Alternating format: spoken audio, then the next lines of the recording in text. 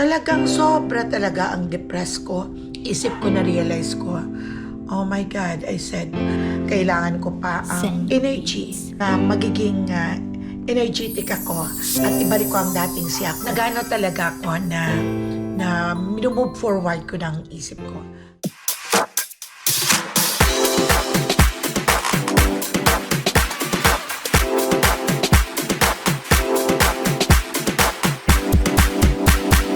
Subscribe na!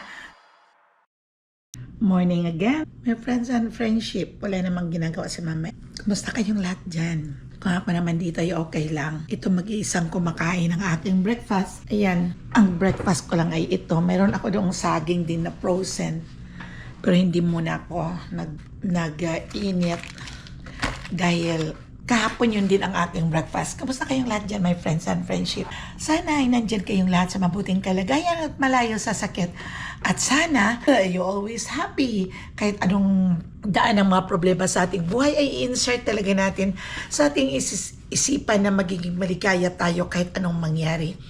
Dahil kung maglupasay ka man, umiyak ka naman ng kung tudo-tudo, maglupasay ka sa kakaiyak. Ang problema ay nandyan lang yan. Nasosolve lang yan ng sarili mo na huwag mong sundan ng emotion. Ako, nung mamatay si Papa Dudes, talagang sobra talaga ang depressed ko. Nung mamatay siya dahil iniwanan na niya ako. Pero bandang huli, isip ko na realize ko, oh my God, I said, si Papa Dudes nakapagpahinga na, but here I am, I'm still alive. Kailangan ko pa ang energy na magiging energetic ako at ibalik ko ang dating siya ko na masayahing tao.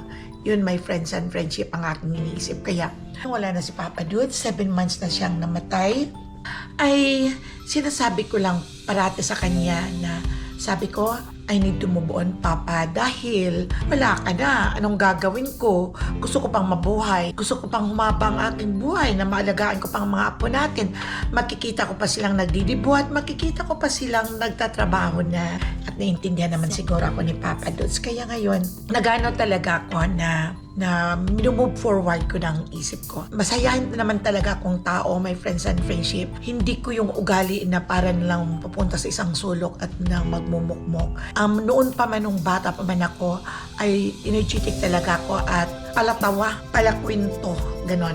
Mabuti na lang, ito mayroon akong vlog dahil ito ang napag-aabalahan ko parati ng aking mga kung anong nararamdaman ko, may mga emotion ako. Dito ako nagkukwento sa inyo, dito ako nagsasalita. At yun, nagiging therapy sa akin ang pagbablog.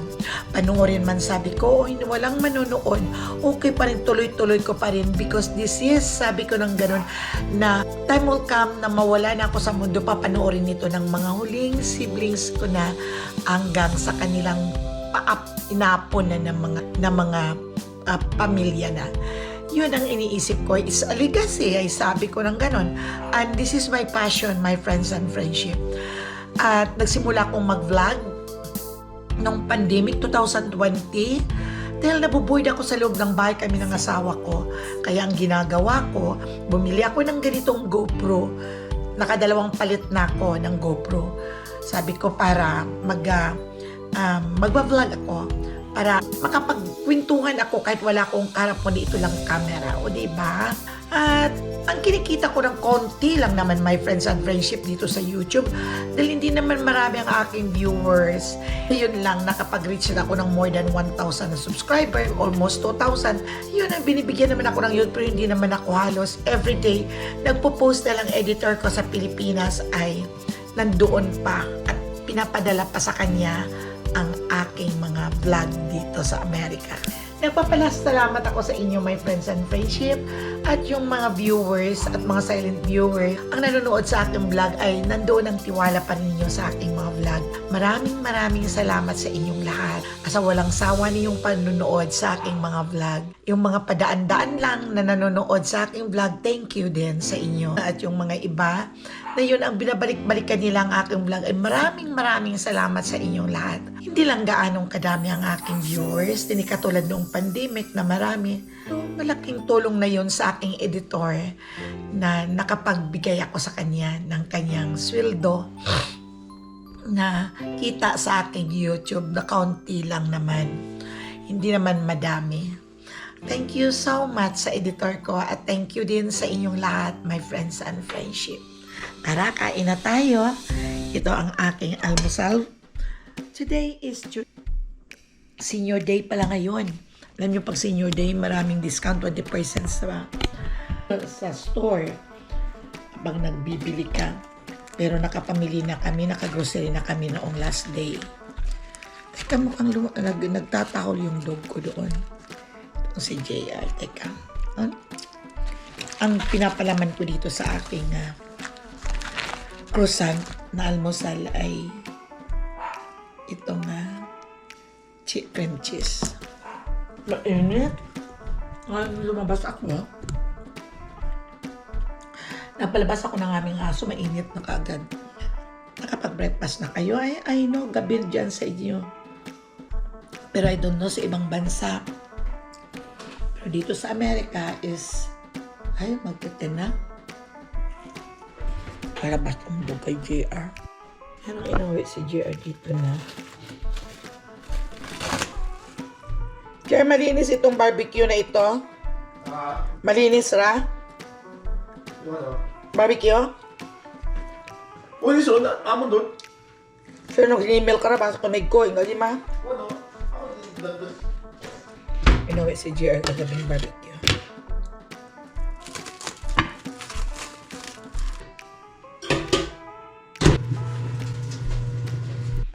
May inuwi si JR na barbecue mo. Kasi napa-part-time dun sa kaibigan niya sa restaurant. Sarap naman ang lasa ng barbecue. At next week, birthday pala ni Sam. Hindi ko gagawa daw ako ng pansit. Nakapagbili na din akong pansitin. Pero aalis sila sa uwi. Punta ng San Diego, Disneyland. Sa Disneyland muna sila sa LA. Tara, kain na tayo.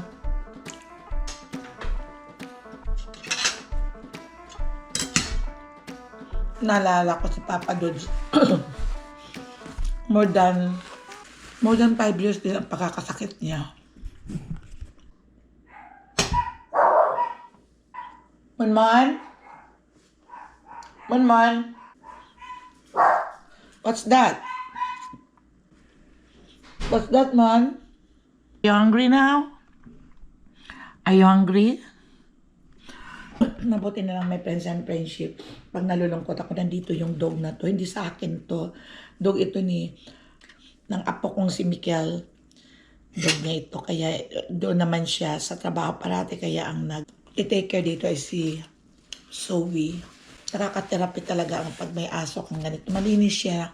Dahil every time niya nagpupupo, pinupunasan pa yung pet, nagpipipi, pinupunasan yung pututoy. Parating pinapaliguan, pinalagyan ng pabango. Cuddle dog kasi ito, my friends and friendship. Mabuti na lang pala at nakapag-celebrate kami ni Papa ng 50th wedding anniversary namin. Nung mag-52 years na kami, yun ang namatay siya, December 10 siya namatay. Sino ang magkakala? Ang laki-laking katawan ni Papa Dutch. Very strong man. Karatista. Pulis. Kaya humabol ng mga magnanakaw. Lakas-lakas ng katawan. Tapos bigla lang siyang pagdating dito ay siguro kung sa Pilipinas siya, matagal na siyang namatay. Buti lang dito kahit papano nadudugtungan ang kanyang. Nung pabalik-balik na siya sa hospital, alam niyo, my friends and friendship, ang sabi ng doktor sa ER. Sabi niya, ang tinatanong ng doc, sabi kasi ng doktor, okay, wala naman kami nakikitang kung ano. Ang alam lang namin ay you have a stage 4 kidney disease, dialysis ka, all of the above, lahat ang mga sakit mo, heart failure,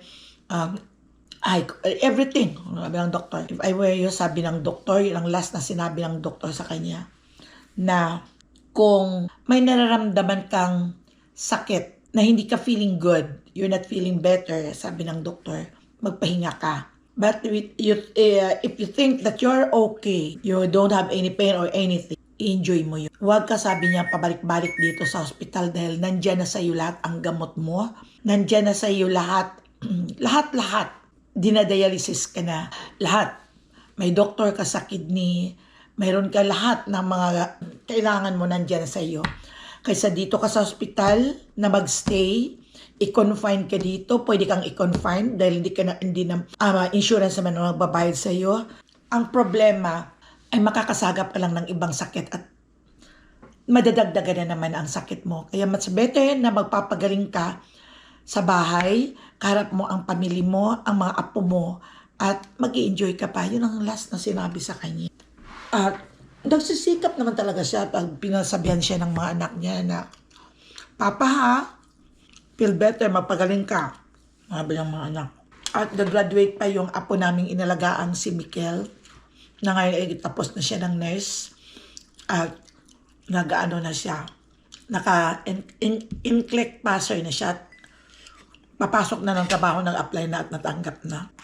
Ganon dito sa Amerika, pag inline ka sa mga medical, hindi ka lalangawin. Ang profession na yan ay yan ang kailangan ng Amerika talaga.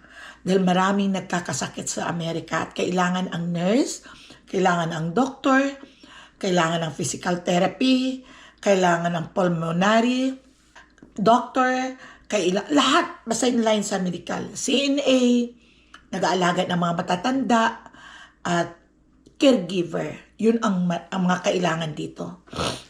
Pero kung mga ibang mga kurso, yung mga IT, yun ang number 1 din na kailangan dito. Mga college na yung business and management, yung ang mga kailangan dito sa mga winery, yung parang ganun, sa mga business dito. May ganun. Mayroon ako yung nakilala, my friends and friendship. May nakilala ko na kaibigan din namin. Nagpunta lang siya dito sa US dahil nandito ang family niya, nag-tourist lang siya. At alam niyo, graduate siya ng CPA graduate siya. Pagdating dito, namasyal sila sa isang winery din dito sa California. Nagsubok-subok lang. Nagpasyal lang, tourist. Ay ang kaibigan nila nagtatrabaho din sa isang winery din dito sa California. In-entertain naman sila doon nung magpunta sila sa winery, nagkukwentuhan. Tapos pinakilala siya sa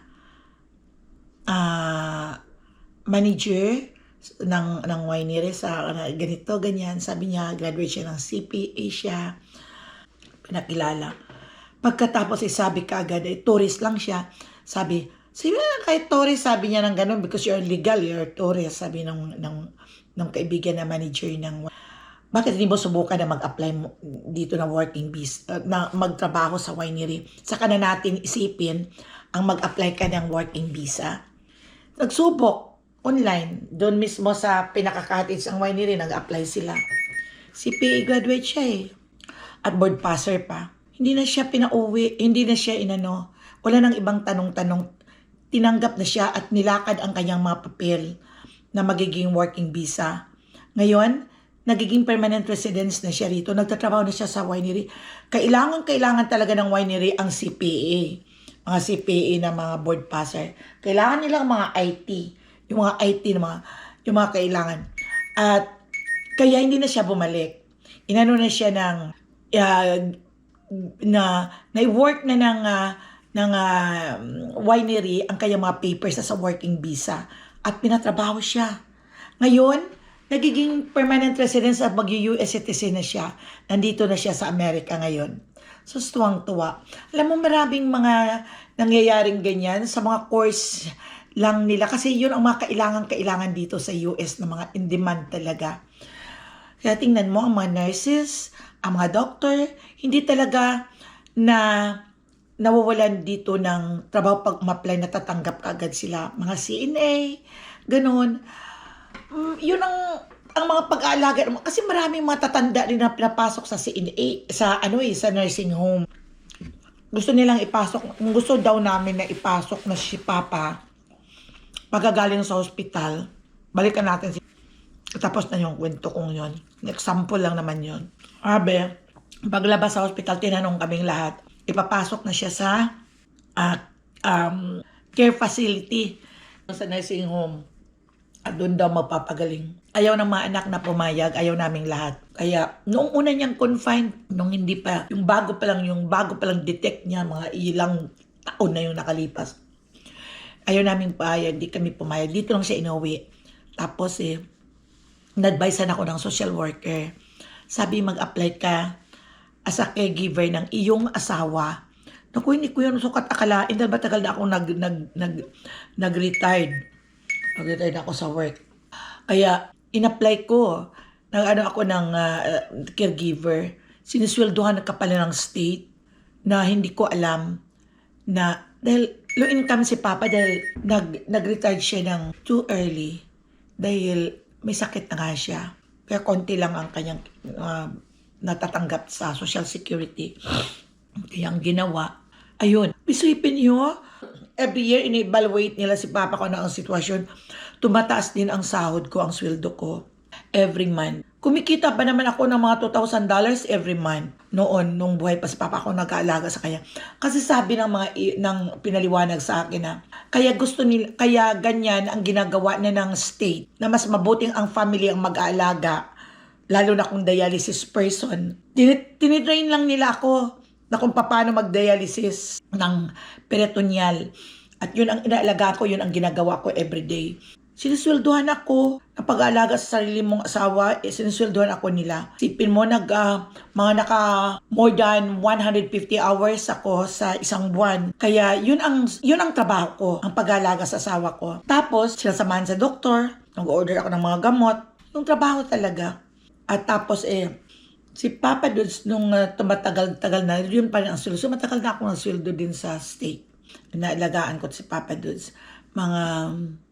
Ito na lang nung mamatay si Papa Dudes, nag-stop na ang aking trabaho sa state sa pag-alaga dahil wala na si Papa Dudes. Yung pagtitake care ko naman ang nailipat dahil ang anak kong isa si JR, I need talaga dahil hindi si JR marunong magbasa. Special din siya. Under siya ng North Bay. Hindi rin marunong magbilang ng kanyang pera. At inaalalayan talaga yun ng state, binibigyan ng allowance every month. Pero bigyan ako ng trabaho na siyang aalagaan ko. Ako mag-prepare ng mag-grocery dahil may food allowance din siya. Ako ang mag-grocery, ako ang caregiver niya. Ako ang magluluto ng pagkain niya, ako ang mag-guide, saka mag-order ng gamot. Pag nag-shopping, ako ang kasama niya marunong magbilang ng pera at hindi marunong mag-budget. Alam niyo, pag kumita lang yan ng mga sa part-time, part-time lang siya sa kaibigan, naghugas-hugas ng mga plate. Kumita ng $100, ngayon mayaman siya, bukas wala ng pera yun, gastador talaga. Kaya yun, kahit papaano, meron naman ako ngayong work at may pension naman akong tinatanggap, hindi naman ganong kadami. Pero buhay na din ako sa mga ganon naman na kinikita. At siya, dalawa kami ni JR. May mga allowance naman si JR, ako ang nagmamanage lahat. At sinisweldohan naman ako. Yun lang, my friends, ang pinimset ang kinaigihan dito sa Amerika. Libre na ang mga medical mo, libre na ang mga hospital mo, libre ang mga gamot mo.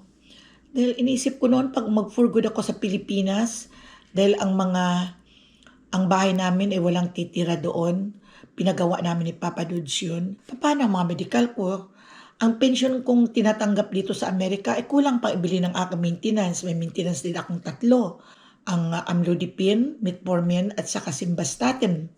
Hindi ka ako yan kasya, sabi ko sa aking pag doon ako sa Pilipinas. Parang nasasanay na kasi ako, my friends and friendship, na nandito na ako sa Amerika. Nandito kasi ang mga anak ko, nandito ang mga apo ko. Para pag sulod na akong umuwi doon, anong mangyayari sa akin doon? Wala na, hanggang sa tatanda na lang ako, malayo ang mga anak ko. Busy sila sa pagtatrabaho. May mga kanya-kanya na silang mga bahay. Ako nakatira dito sa anak kong babae din na nagtatrabaho sa hospital din na nurse. Ayun, dito lang ako. Nag-aalaga ako kay Zoe kung wala sila. Si Zoe pumapasok naman sa school, 10 years old na. Pero ako nagre-ready pag pumasok yan sa school at inahatid lang siya ng daddy niya, pinapakain. Yun lang ang aking trabaho lang dito. Pero nakaka-bored ang life dito sa US, lalo na kung matanda ka na. Boring talaga. Mabuti pa noon. At yung lamunan ko, umaga kasi, allergy. Electric fan pa. Nung bahay si Papa, Dalawa kami dito sa bahay. May kakwentuhan. Ngayon, nung mamatay na siya, ako lang ang mag-isa. Wala, katulad ngayon, si Cass dito natulog kagabi. May pasok ang nanay niya, ang tatay niya. Si Zoe, may practice ngayon sa club ng volleyball. Sinama ni Chanel. Off si Chanel. Dinala si Cass, kaya ako lang dito mag-isa. GR tulog naman. Jarrell, wala. Umalis. Ako lang ito. Isa akong makain. Nakakalungkot nga. Kaya ang dinadala ko lang ang sarili ko ng maayos. Pinagbibigyan ko talaga. Ano-ano lang ang ginagawa ko. Nagagansilyo. Ano-anong ginagawa ko. Nagtatahi. Nagtatahi ako ng mga pillowcase o yung punda ng unan. Naglilinis. Yung ginagawa ko lang busy ang sarili ko para ma-enjoy ko naman. Hindi ako nagmumukmok. Kaya sabi ko nga kay Chanel, nakuha ako ng ticket sa aeroplano. Dahil ayaw ko naman doon nagagamitin yung kay Jarrell na ticket sa yung privilege ko sa United Airlines kay Jarrell. Hindi ko yung nagagamit. Dahil minsan walang kasiguraduhan. Kung busy ang aeroplano, punuan, di ka makakasakay. Chance passenger ka lang kasi. Hindi ako marunong maglaro ng kayang mga schedule. Sabi ko, kuhanan na lang ako ng ticket. Magkapakuhanan na nila ako para mura. Kaya, may discount pa rin ako. Aeroplano na sasakyan ko ay yung United Airlines. Saan doon nagtatrabaho si Jarrell. Mayroon ako namang discount sa ticket.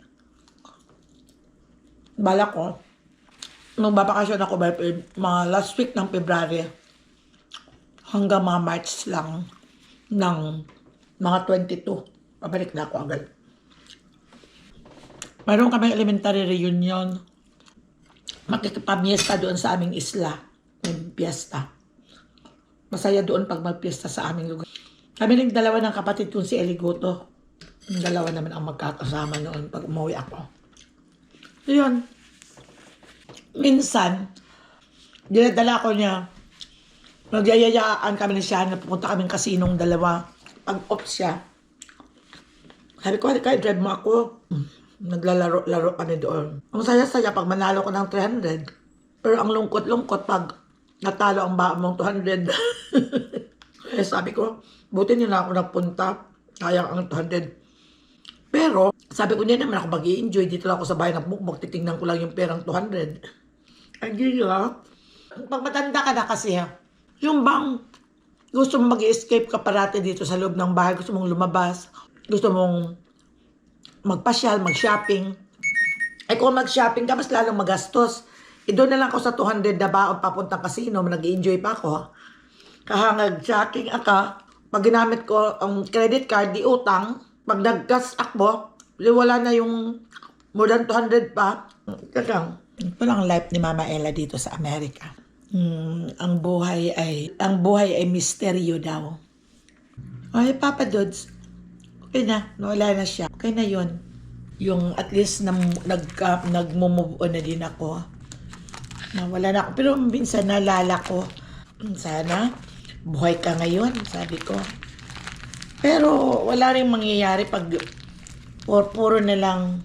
Wala ka kasing ginagawa kundi puro pagsisisi sa sarili eh. Hindi mo naiisip ang tamang mga ginawa mo kundi sana ganon, sana ganito. Sana ginawa ko yun bang parang ganon. Eh, wala kang naano sa sarili mo na ay may ginawa naman ako sa kanya. Pero puro na lang pagsisisi na wala naman hindi naman sa tama. Tapos na akong kumain, nakapagkwentuhan ako sa inyo. Halika, kain tayo.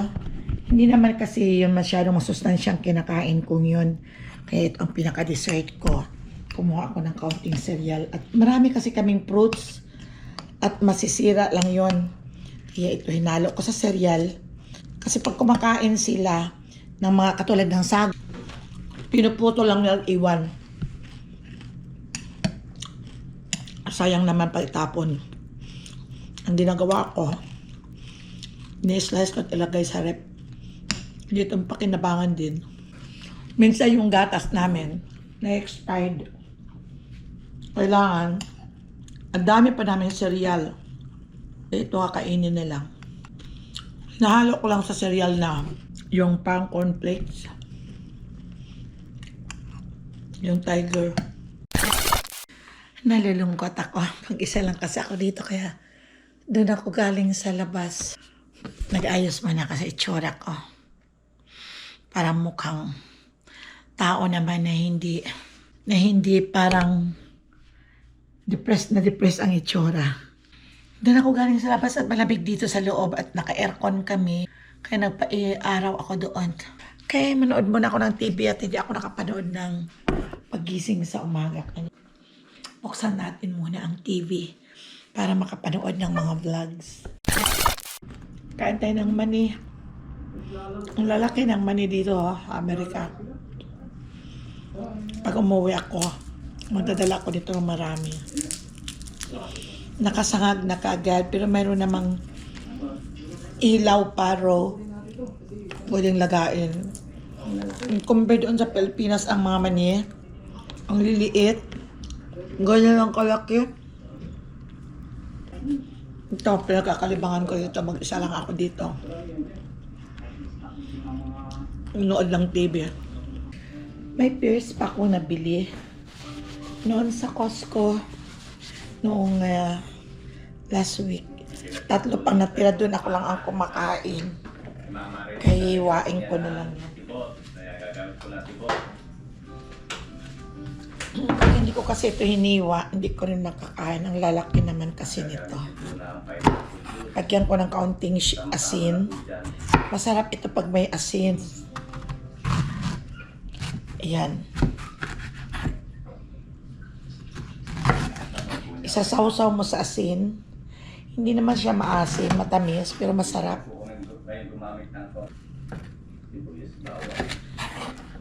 Crunchy pa siya. Makama.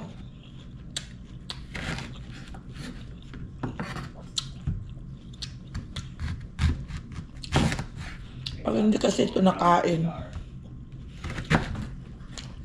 itatapon lang ang kainat na nito. Lalambot. Hindi na masarap pag malambot. Kung meron po kayong muscovado sugar, pwede rin po yan. Gamitin namin na yung brown sugar. Medyo malangaw ngayon dito sa buhay. Yung hindi masyado sa matamis. Piniprito po muna niya sa lagi. Sinasawsaw ko sa asin. Felt the heat yet. Let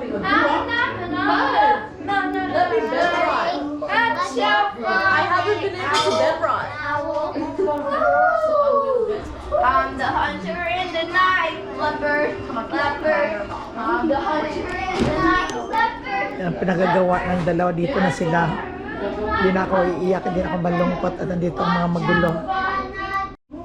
6 o'clock na. Nakatulog ako. Sandali lang. Nap time lang.